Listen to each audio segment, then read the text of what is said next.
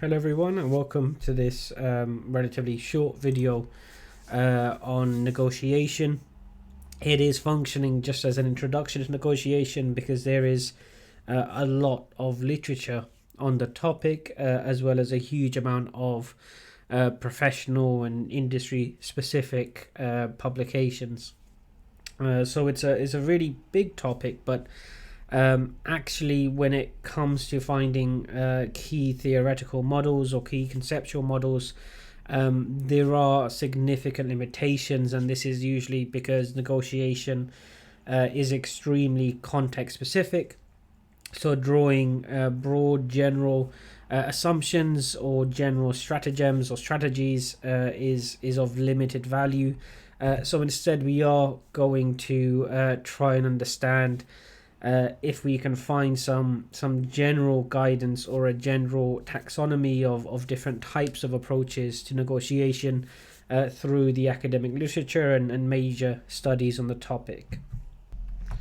So if you start with that question about what can studies on negotiation actually tell us, well, as I said before, it is highly contextual, so it's highly context specific.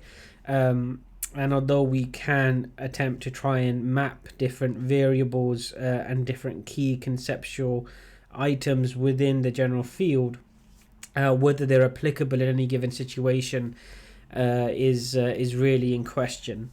But there are some general things that we can see. Firstly, received wisdom about negotiation, common sense approaches, tricks and tips aren't often applicable or often yield either neutral or even negative results.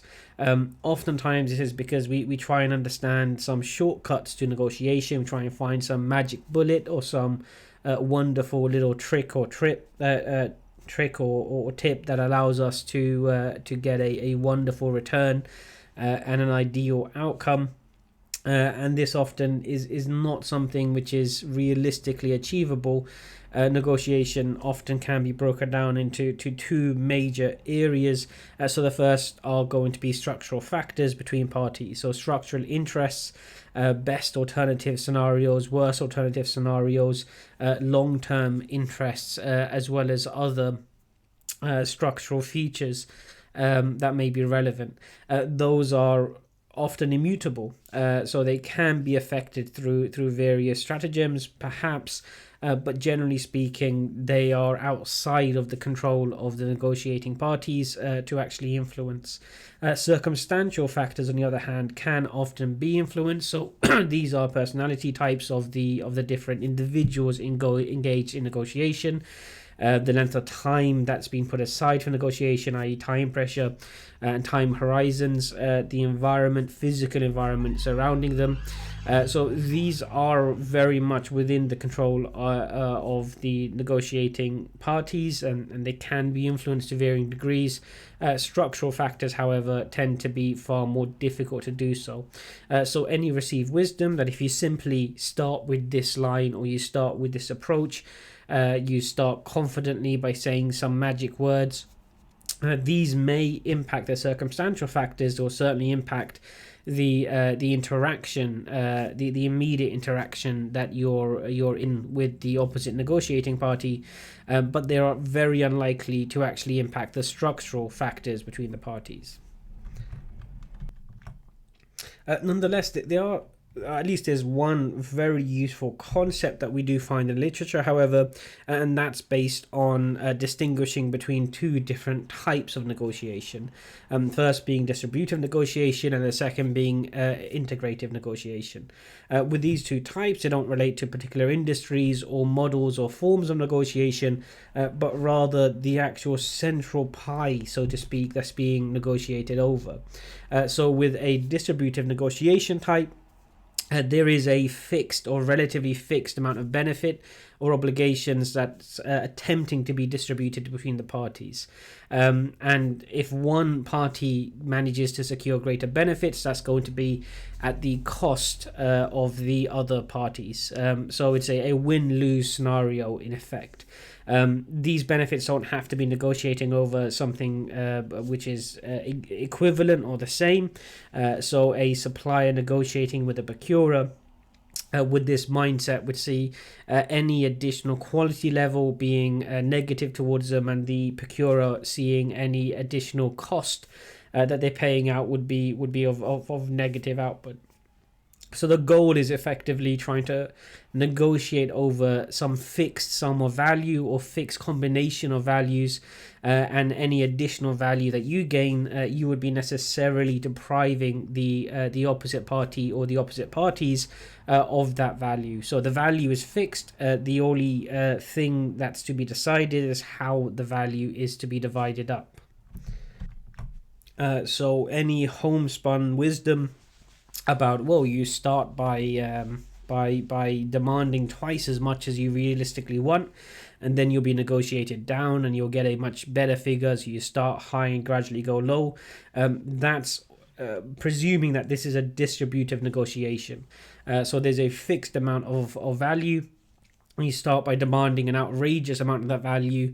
That fixes a frame of reference, and then the other party will try and negotiate a smaller share of the value going to you and a larger share of the value going to themselves, and you'll end up somewhere in the middle. So the entire underlying assumptions behind those kinds of approaches of start high and then gradually get lower is based upon that negotiation being distributive rather than integrative. Which, if we move on to integrative negotiation, this is a fundamentally different view of the negotiation itself. It doesn't see that the value that's being argued over, negotiated over, as being fixed, but that value can either be shared through collaboration, so both parties or all parties can actually receive some of that value or some of those benefits. We can bring in additional benefits and trade-offs as well. So there's additional things that can be brought to the table in order to compensate parties for varying bits of benefits and values being given to the other negotiating party. And also we can expand the time horizon. So we're not just looking at the value that's currently on the table being negotiated over, but we also have an understanding that a successful negotiation will lead to additional value being generated in the future. So this time horizon will really be central to the idea that this negotiation or this type of negotiation is aimed at creating a long-term relationship and a long-term partnership. So if you are aiming to distribute the value in a distributive negotiation, your time horizon is extremely close. You're looking to grab the largest slice of the pie for yourself, and you're not focused on additional pies being baked. I've really run that metaphor into the ground, apologies.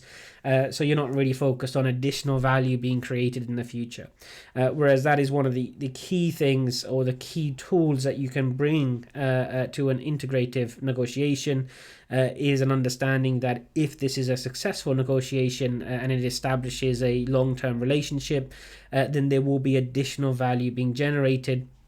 So therefore, there isn't the need to secure the largest possible value in the current moment, because additional value can and should be generated. So there are two very different approaches. So you could see with an integrative negotiation type, it makes no sense to start absurdly high just to set the tenor of the relationship, or just to set the tenor of the negotiation, because that would inhibit or reduce the likelihood of additional value being generated down the road, and therefore, even though you try and secure the largest amount of value in the moment, you'll be depriving yourself of additional value generated later. This is a useful model or a useful taxonomy to have in mind when approaching negotiation in practice, not because one is necessarily better than the other, but it is context specific. So in situations where you're unlikely to actually pursue a further relationship with the party you're negotiating with, If it is literally just a one-off negotiation and is not going to lead to further interaction, then a distributive negotiation type or approach may well be the appropriate one. But when we're talking about, particularly with procurement and dealing with suppliers and dealing with long-term partners, then an integrative approach would almost certainly be the appropriate approach to take, and it does frame the relationship as one of being a win-win relationship where both parties are able to generate more value than they could have generated had they not entered into a contractual relationship. Right, so that's a useful approach or distinction between approaches. But we also have a very useful distinction between three different types of negotiation styles. So this is drawn from the Harvard Negotiation Project, which is probably the largest attempt to formally study in an academic sense the field of negotiation. It's been running for decades. It still is running as far as I'm aware, and it's produced a lot of major studies, books and papers and so on. So if we start by looking at the soft negotiation style that was identified, and this style is generally or marked by a gentle interpersonal approach, looking to be both emotive and also another word I can't pronounce, emphasize with the opposing party's emotional state as well, but it does often end up with offers being made that are not in the best structural interests of themselves. People with a soft negotiation style often do yield to both initial and later demands, tend to avoid hard confrontations, and seek to work quite strongly to maintain a good positive relationship with their fellow negotiators. So that may sound like a caricature or a satire of a soft person when it comes to negotiation, but it is a style of negotiation which has been identified through a fairly significant amount of research and observation, and it doesn't often result in positive negotiated outcomes when evaluated from an objective or a seemingly objective structural standpoint. The opposite of a soft negotiating style, as suggested by the names, would be a hard negotiating style. So this would be a style where coercion, aggression, threats, not physical violent threats, but threats to walk away, threats that this is going to be a cut-off point for the negotiating process, and viewing the other parties involved as adversaries and as a win-lose approach. So very much within the distributive negotiation approach. This too has significant drawbacks when looking at the outcome of the negotiations that have been studied, and a lot of the homespun wisdom and magic negotiating tactics that fall into this category often don't result in positive results or positive outcomes. The negotiating style that often does provide with structurally sound outcomes will be a principled negotiation style. So this would be a focus on the factual problems at hand, rather than aiming to either overly build positive relationships or seeing the other side as an adversary to be defeated. So separating people from the problem, looking at the problem aside from the personalities involved, seeking to use objective criteria or seemingly or ideally objective criteria to mark key points in the discussions and the negotiating process, trying to find external standards to apply to the negotiation, whether those are external professional standards, external moral standards, external principled or principle of fairness, and so on, to bring those into the negotiating process and use those as benchmarks. and looking to not have hard commitments to positions, but rather looking at the overall interests that are being served. Now, what we want to do, just like the Harvard negotiation project have been doing for quite a long time, is to really focus on the principled negotiation style, because both the soft and the hard style have demonstrable drawbacks and demonstrable problems.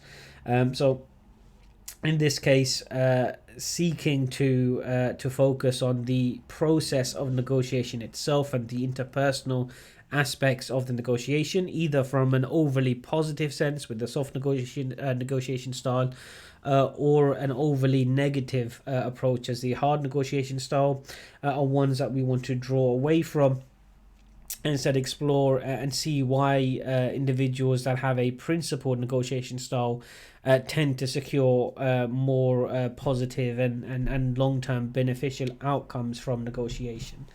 Now, there's quite a few principles that were drawn out from this, but four that were the most important, or seemingly the most influential, are the ones on the screen at the moment. So I already mentioned separating people from the problem.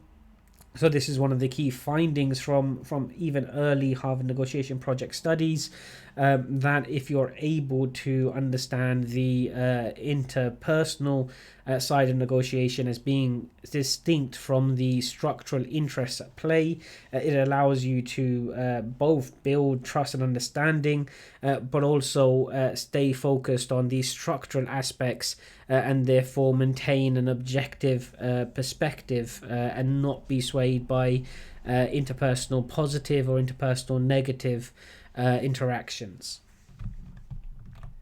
It does also allow the negotiator to continually reevaluate the structural interests and the balance of this the distribution of value within the negotiation, without being compromised by changes in interpersonal style, without being compromised by shifts in the recent negotiation process.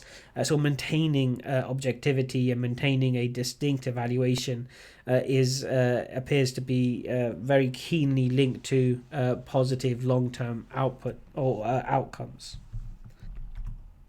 In a similar vein, the second principle here, focusing on interests rather than positions, is as well is again aimed at being clear-eyed and objective when it comes to evaluations of possible solutions. So the goal here is not to focus on individual positions, i.e., we'll negotiate A, B, and C, but we will not shift on D. Or a focus that, well, yesterday they were asking for 20,000 widgets and today they've gone down all the way to 15,000 widgets, but instead looking at the prospective outcome of that particular solution. So not having arbitrary red lines, and therefore not being influenced by feelings of disappointment based on how the negotiation appears to have gone, but instead remaining focused on what would the structural output of this particular solution be, how would this particular proposal affect our long-term position or our long-term our long-term outcome. It is easy to say and relatively difficult to do, but it does involve a few quite key points. One would be trying to understand the structural interests of the other party. So instead of viewing your own structural interests as paramount and seeing the other party as possessing only negotiating positions, is understanding that they are negotiating positions, but behind those positions they are interests as well. So separating the negotiating position, which may be a particular ploy, it may be a particular front, it may be based on another negotiating strategy. However, the structural interests of the other party should be identifiable to a degree, and that should be the thing to be focused on, rather than giving too much attention to the initial negotiating position itself. The third principle here, looking at inventing options for mutual gain, really focuses on creative potential solutions. So going back to our distinction between integrative negotiations and distributive negotiations, if this is an integrative negotiation, is understanding that we're not restricting our focus to some immediately visible sum of value that we're negotiating over, but there's the ability to be creative in finding ways of bringing in additional value from other areas in order to compensate various parties. So inventing options. So here, not just focusing on a slicing of a finite pie, but actually looking to bring in some either additional business, to bring in additional elements which would be seen to be outside of the initial frame of reference, and to develop a relationship where we're trying to maximize the generation of value for both parties, which does free up our ability to really think outside of the initial frame of reference and explore alternative options. This can also really help to reconcile two seemingly irreconcilable positions. So if there is an insistence by both parties that a particular portion of the value is non-negotiable and has to remain with them, that may appear to be irreconcilable and therefore no amount of negotiation can pass this hurdle. That's only the case if we restrict our view to that particular portion of value. If we understand that there can be compensation from outside this perspective, we can bring in or generate new value to compensate either or both parties, then that does allow for reconciliation of those initial positions. And the last of the four principles will be using objective criteria. I'm a little bit cautious about the term objective criteria. It does come up in a lot of the Harvard negotiation projects, books and publications. But really what the goal here is to have some kind of external criteria, some kind of verifiable criteria. So we're identifying ways to measure value and to measure the distribution of value using something which is not wholly subjective. So something which has some kind of external component, something which has something which can be quantified or measured. And therefore allow us to have a productive negotiation, rather than seeking to keep the negotiation within the realms of interpersonal relationship and emotional management. Instead, we're looking at something quantifiable and therefore measurable and perceivable momentum and progress can be made. The last concept that we are going to look at is actually the twin concepts of Batna and Wagner, which sound quite fun to say, to be honest, which sound a bit odd, but they're simply a concept to try and allow a negotiating party to frame their willingness to compromise and the willingness to explore various options within some kind of organized, structured mental framework. So identifying your Batna, your best alternative to negotiated agreement, and your Wagner, your worst alternative to a negotiated agreement, allows you to understand your frame of reference for how critical or key the negotiation is to you. So if the negotiation was to fail and that relationship was to be abandoned, then what would your outcomes be in a best case and a worst case scenario? Forms a useful gauge for the criticality or the importance of that negotiation to yourself in a structural capacity, but they also have a benefit because they will allow you to actually try and examine what your negotiating the other negotiating parties have as their Batna or Wagner. So if you have an analysis or an evaluation of the opposing parties, Batna or Wagner, that allows you to understand the relative leverage that the parties have, and therefore the relative structural interests as well. It also does help promote a decision-making process and evaluation process which tries to sideline any bias based on the interpersonal relationships within the negotiation, as well as sideline any decisions which are unduly influenced by emotion or prejudice.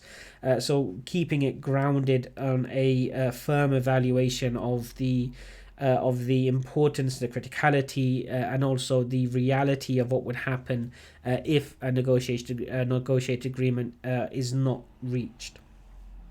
So fairly simple and basic concepts, but still pretty helpful ones. Now, before we round off the video, it is still useful just to look at some cautionary notes. So the Harvard negotiation project has been criticized quite significantly over the years for a number of different reasons, and I am sympathetic to a few of these critiques as well.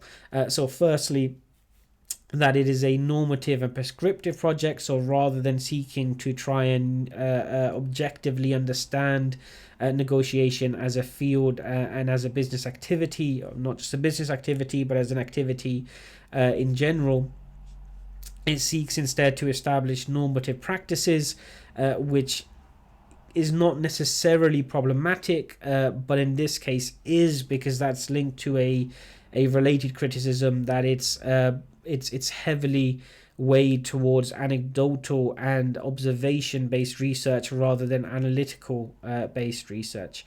That's a fair criticism to some degree.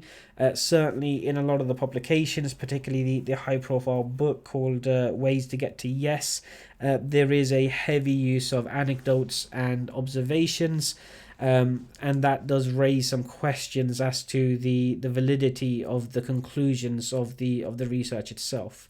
It also has been criticized for downplaying situations where there is simply no structural agreement possible, and also the issue of immediate deadlocks within the process, instead choosing to focus on successful examples and successful observation.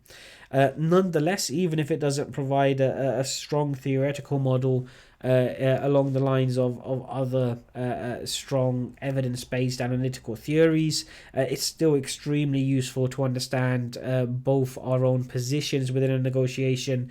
It provides a series of research influenced and research informed techniques for pursuing the appropriate approach for any given negotiation, and generally expands the range of possibilities that we have when approaching a negotiation in any context.